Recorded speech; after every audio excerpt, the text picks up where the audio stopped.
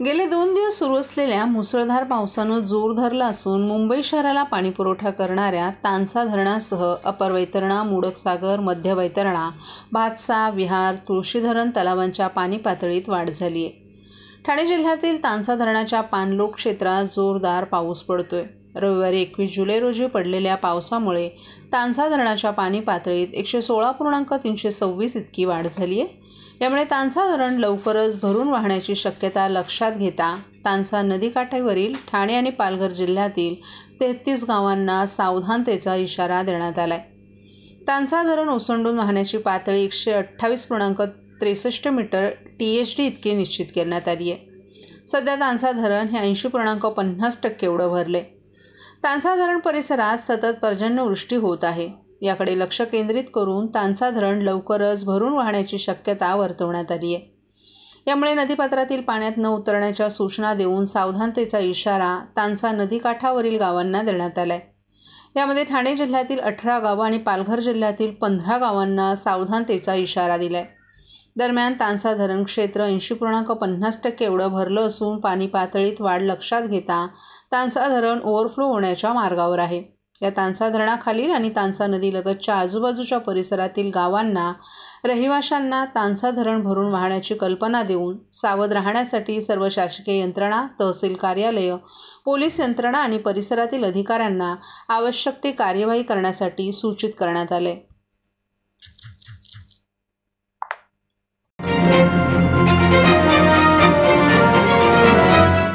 महाराष्ट्रातील भगिनींना आधार देणारी राज्य शासनाची मुख्यमंत्री माझी लाडकी बहीण योजना.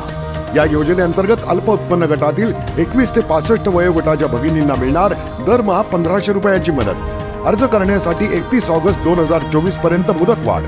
कुटुंबाचं वार्षिक उत्पन्न 2.5 लाख रुपयांपेक्षा कमी असलेल्या महिला पात्र. कुटुंबाकडे पिवळं किंवा केशरी रेशन कार्ड असल्यास उत्पन्नाचा दाखला आवश्यक नाही. पांढरं रेशन कार्ड असेल किंवा रेशन कार्ड नसेल तर कुटुंबाचं वार्षिक उत्पन्न 2.5 लाखांपेक्षा कमी असल्याचा दाखला आवश्यक.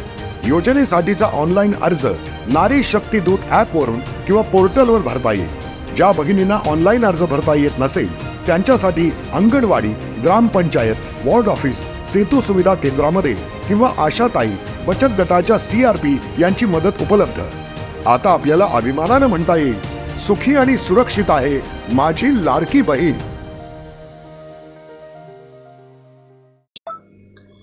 गुरुपौर्णिमेच्या निमित्तानं शिवसेना ठाकरे गटाचे माजी खासदार राजन विचारे यांनी ठाणे जिल्ह्यात आनंद दिघे साहेबांच्या स्मृतींना अभिवादन केलं. आजही ठाणेकर आणि शिवसैनिकांच्या हृदयात आनंद दिघे साहेबांच्या आठवणी जिवंत आहेत. दिवंगत आनंद दिघे साहेबांचं योगदान आणि त्यांच्या विचारांनी आजही शिवसेना कार्यकर्त्यांना प्रेरणा मिळत असल्याचं त्यांनी सांगितलं.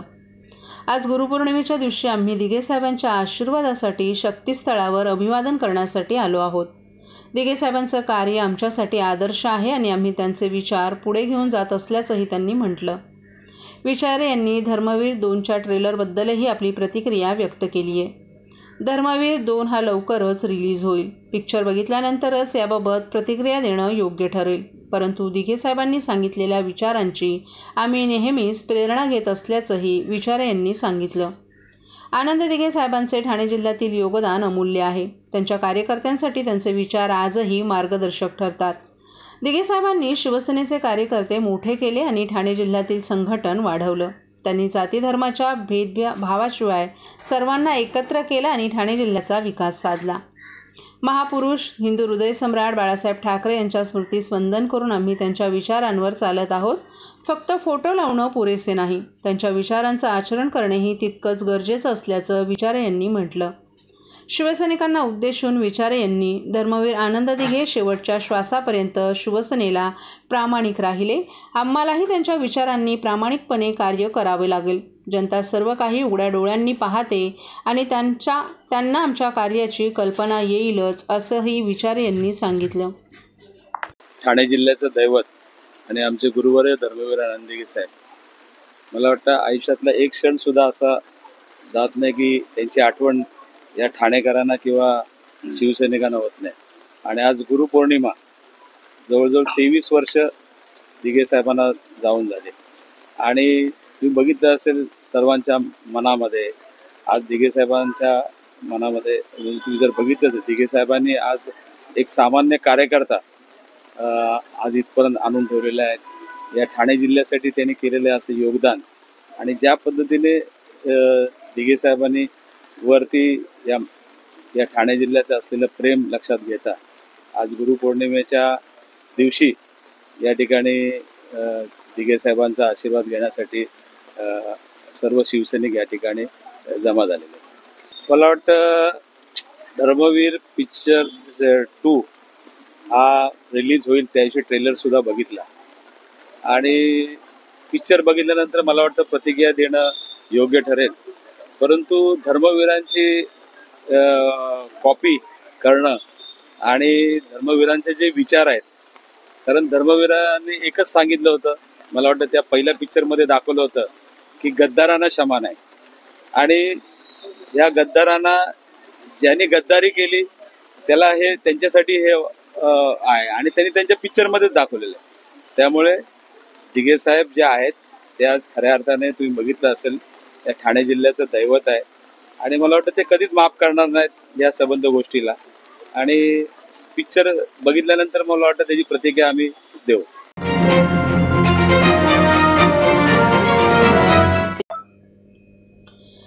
घोडबंदर रोडवरील हिरानंदानी ब्रह्मांड, पातलीपाडा, डोंगरीपाडा, ऋतू इस्टेट, रिजन्सी हाईट्स, दोस्ती या परिसरातील नागरिकांना त्यांच्या सोसायटीचा घनकचरा न उचलल्यामुळे दुर्गंधीला सामोरं जावं लागतंय आणि म्हणूनच आज दुपारी 1 वाजता महाराष्ट्र नवनिर्माण सेनेचे ठाणे शहराचे अध्यक्ष रवींद्र मोरे यांच्या नेतृत्वाखाली ठाणे महानगरपालिकेचे आयुक्त सौरभ राव यांची भेट घेण्यात आली.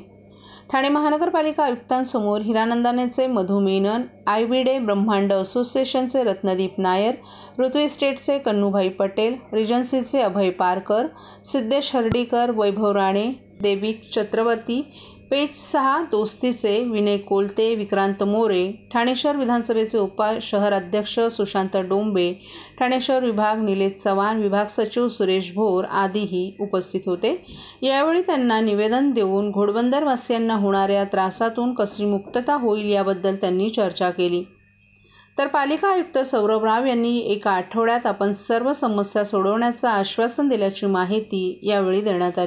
तुम्हाला सगळ्यांना माहिती आहे, तुमच्या सर्व चॅनेलच्या माध्यमातून सगळीकडे पूर्ण ठाणे का महाराष्ट्रभर झालेला आहे की घोडबंदर जो पट्टा आहे तिथे गेले कित्येक महिने कचराच उचलला जात नाहीये.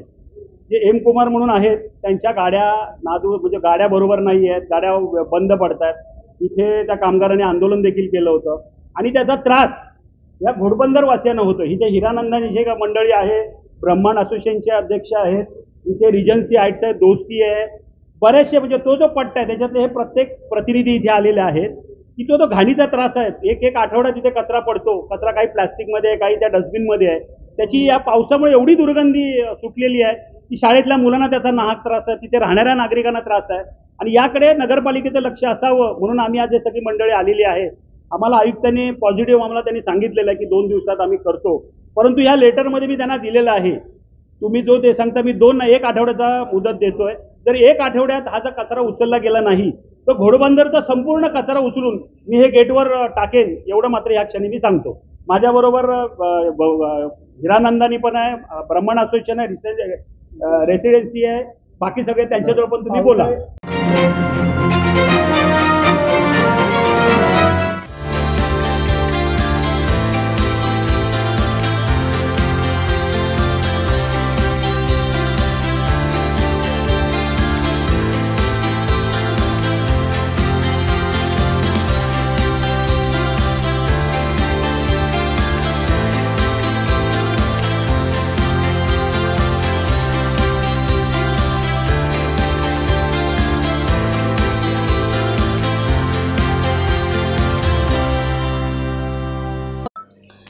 शिवसेनेचे दिवंगत नेते आनंद दिघे यांच्या जीवनावर आधारित धर्मवीर मुक्काम पोस्ट ठाणे या चित्रपटाच्या 2ऱ्या भागाचा ट्रेलर नुकताच मुख्यमंत्री एकनाथ शिंदे यांच्या हस्ते प्रसिद्ध करण्यात आला.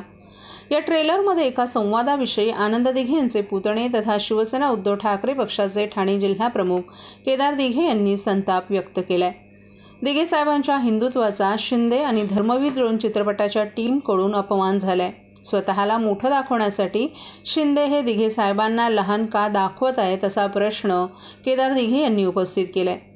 शिवसेनेचे दिवंगत नेते आनंद दिघे यांच्या जीवनावर आधारित धर्मवीर मुक्काम पोस्ट ठाणे हा चित्रपट 2022 मध्ये प्रसारित झाला. या चित्रपटाला प्रेक्षकांकडून प्रतिसाद मिळाला होता.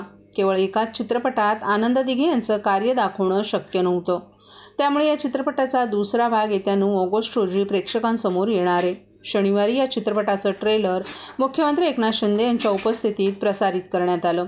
या ट्रेलरमध्ये आनंद दिघे आणि एकनाथ शिंदे यांच्यातील एक संवाद दाखवण्यात आलाय. या संवादात आनंद दिघे एकनाथ शिंदे सांगत होते की तुझ्या हिंदुत्वामध्ये येथून पुढे मी जरी आलो तरी मला बाजूला सारून हिंदुत्वाला मिठी मार. याच संवादाविषयी केदार दिघे यांनी आक्षेप घेतलाय. हा तर दिघे साहेबांच्या हिंदुत्वाचा शिंदे आणि धर्मवीर 2च्या टीमकडून अपमान आहे. तुझ्या आणि हिंदुत्वाच्या मध्ये इथून पुढे मी जरी आलो तरी मला बाजूला सारून हिंदुत्वाला मिठी मार असा डायलॉग दिघे साहेबांच्या तोंडी धर्मवीर 2 चित्रपटात टाकण्यात आलाय. मुळात दिघे साहेबांचं हिंदुत्व हे बाळासाहेबांचं हिंदुत्व होतं. बाळासाहेबांच्या हिंदुत्वाचा प्रसार दिघे साहेब करत होते. मग दिघे साहेब कोणाच्याही हिंदुत्वाच्या मध्ये कशासाठी येतील आणि ते शिंदेंना असं का सांगतील असंही केदार दिघे यांनी म्हटलं आहे. त्यामुळे जे काय दिसून येतं, जे काय पहिल्या चित्रपटात दिसून आलं त्यावरनं हे दिसून येतं की दिघे साहेबांची ही पूर्ण खऱ्या आयुष्यातली स्टोरी लाईन नसून ही स्वतःची इमेज बिल्डिंग करण्याचा हा एक केविलवाणा प्रकार आहे, केविलवाणा प्रयत्न आहे. आणि म्हणून या टीझरवरती जसा आक्षेप घेतोय तसं उद्या जाऊन पिक्चरवरती देखील आक्षेप घेतला जाईल. प्रवीण तरडे म्हणाले की दिघे साहेबांचं कार्य एवढं मोठं होतं, 2 चित्रपट काढून होणार नाही, तिसरा चित्रपट पण काढणार का? नक्कीच ना. मजेशीर गोष्ट अशी आहे त्यांनी 3रा 4था त्या पलीकडे जाऊन 100 आणि 300 चित्रपट काढावे अशी माझी स्वतःची वैयक्तिक इच्छा आहे. पण ती काढत असताना जो प्रत्येक वर्गातील माणूस जो साहेबांबरोबर निगडीत होता, संबंधात होता, साहेबांचं कार्य जे उभ्या आयुष्यात या टेंबी नाक्यावरनं चालून पूर्ण जिल्ह्यामध्ये होतं, तळागाळातील शिवसैनिकांपर्यंत आणि सर्वसामान्य जनतेपर्यंत होतं, ते खऱ्या अर्थाने जर का दाखवलं गेलं आणि दिघे साहेबांच्या काळातील असलेले अनेक मान्यवर, अनेक लोक जे काही काम करत होते त्यांना धरून जर का हा चित्रपट काढला गेला आणि लोकांसमोर खरी प्रतिमा जर का उभी केली गेली तर त्या बाबतीत नक्कीच स्वागत आहे. पण असं खोटं दाखवून आम्ही 2-4 जण साहेबांच्या जवळ होतो आणि आमच्याच आयुष्यात काहीतरी साहेबांनी घडवलं, बाकी सगळे काहीच नाही, हे जो प्रकार जो केला जातोय हे स्वतःच्या इमेज बाबतीत आहे. माझं तर या लोकांना म्हणणं आहे, जर का तुम्हाला एवढा जर का शौक असेल स्वतःची इमेज बिल्डिंग करण्याचा, स्वतःवरती पिक्चर काढावा.